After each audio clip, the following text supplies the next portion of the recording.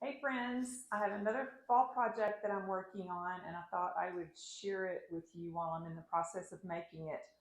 I have shared many times before that I love to cut things from my own yard, my neighborhood, to bring in and use inside, whether it be flowers or branches, stems, whatever.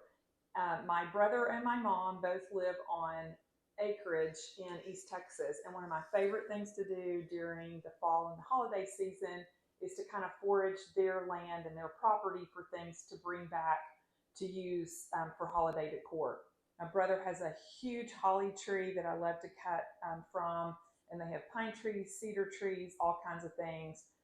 Right now they have a goldenrod about to bloom. So I just love to go there and cut those things. Last year when I was at my mom's and I was foraging, I found she has tons of pine cones, and I pick up a lot of pine cones because I do that bleaching process. And if you haven't seen that, I do have a blog post about how to do that. It's super easy, and I love that it just lightens them up just a little bit. So I love that, and I was kind of scouring her property for some pine cones, and I ended up finding these teeny tiny little pine cones. And I think I even shared them in stories last year. And my plan was to make some topiaries for the holidays using these pine cones. And my life got crazy, and I didn't even get to decorate for the Christmas holidays last year. And so it never happened. So I have had this bag of these pine cones. It's even filled still with the pine straw that I picked up off the ground when I got the pine cones. I also have been for the last couple of years collecting acorns in my neighborhood. You can see this bag, and I have another bag this full of them too. There are trees in my neighborhood, and when my husband and I walk, I just pick them up off the ground and I'll put them in my pocket. And every time we walk, I'll come back with handfuls, and I just keep saving them. So the other day, when I pulled my fall decor out, I saw the pine cones and remembered that I was going to do that. And I started thinking about other things that I could make the topiaries out of instead of just the small pine cones.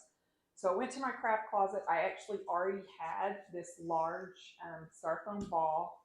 I had this one also that's already covered in moss, and I had one that was just the green styrofoam that I've already started working on, and I'll show you that, and I'll show you what I did that you shouldn't do. It was a mistake. So to make your topiary, and I've shared this before when I've made faux topiaries, and also I've made some out of live boxwood. There's also a blog post on my blog about that. So getting started would be a lot the same. I have had so many topiaries that I've bought before that are live that have died. And when they do, I cut the dead part and the branches off, and I save the stalk. So here's an example of one of those. This is one of my little topiaries that went to topiary heaven. It's still in the dirt, in the root ball. And this is the real branch that it was on, that the plant was on, and it is staked by just a dowel stick. So I leave these intact. I don't like these green tapes that hold it together. So once I get it all made and put together, I'll cut these off, and I usually tie this back with a twine or something like that. So for this one, I'm just going to start with it like it is. And I need to find a vessel to put it in, a container, and you can use anything for that. That's where these get fun, is that you can use whatever. And I'll show you some examples. I, in my decor closet, found this really cute brass planter. So I'm planning on making 3 different topiaries with different things on them.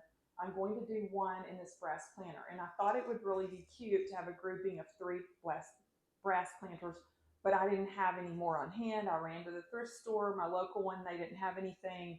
And I don't have time to run around and find any more. So I thought, well, maybe I'll incorporate baskets. So I found this really cute, tall, skinny basket at the thrift store for $4 or $5, and I love it. But when I got home and started playing with it, I realized it's going to be really, really big for, it's just not going to be proportioned very well. So I love this, and I'll use it for something, but I don't think I'm going to do it for the topiary. I also found this vintage brown tin in my fall decor. So I may use this for one and the brass planter for one, and I'm not sure what the third one is going to be.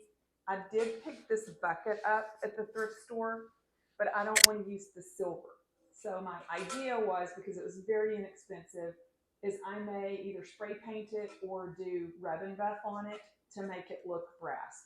So I'm going to play with this, and if the proportion is right, I'm probably going to use this brass planter and this brown tin together, and we'll see how that goes and if they look proportioned together.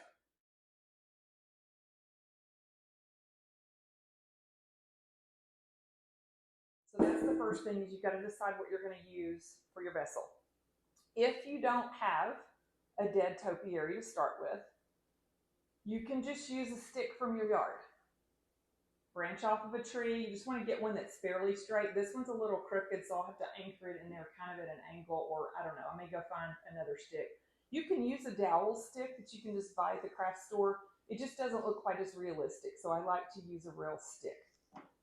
In the case of this one, I'm going to leave this like this. If I use this container, I'll probably use this in here, and I'll literally just fill it in with some more dirt, since that's what's already here anyway, to anchor this, because the vessel's too big for the root ball.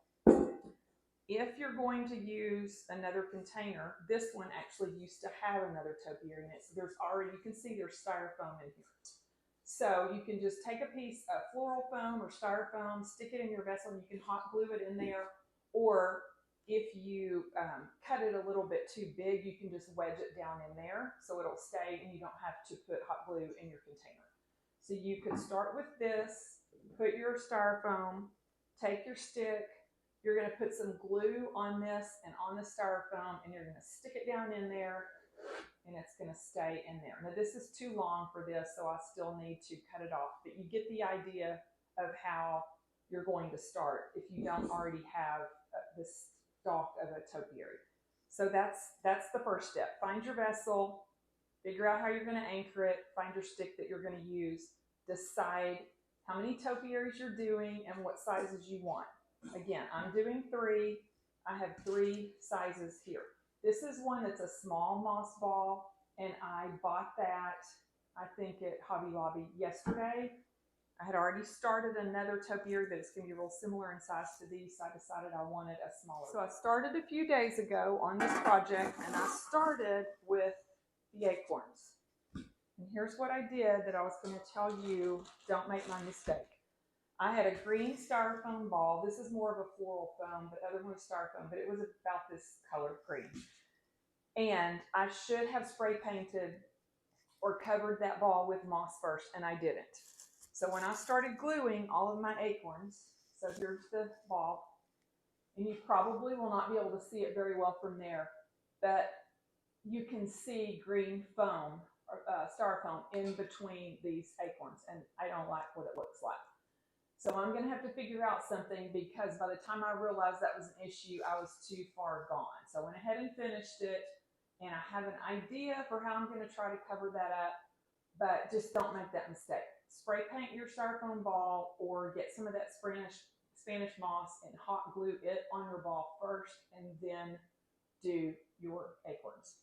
So that's my lesson about that.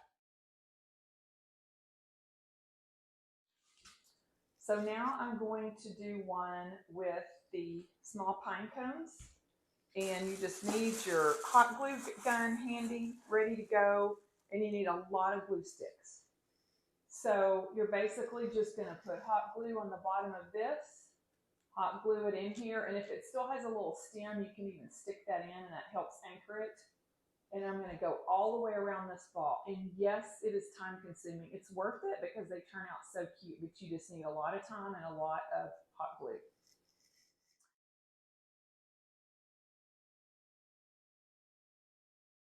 And lastly, the one that I thought would be fun to do is, last year I saved some sunflowers as they dried out, and I have a whole bag of them. They're kind of messy.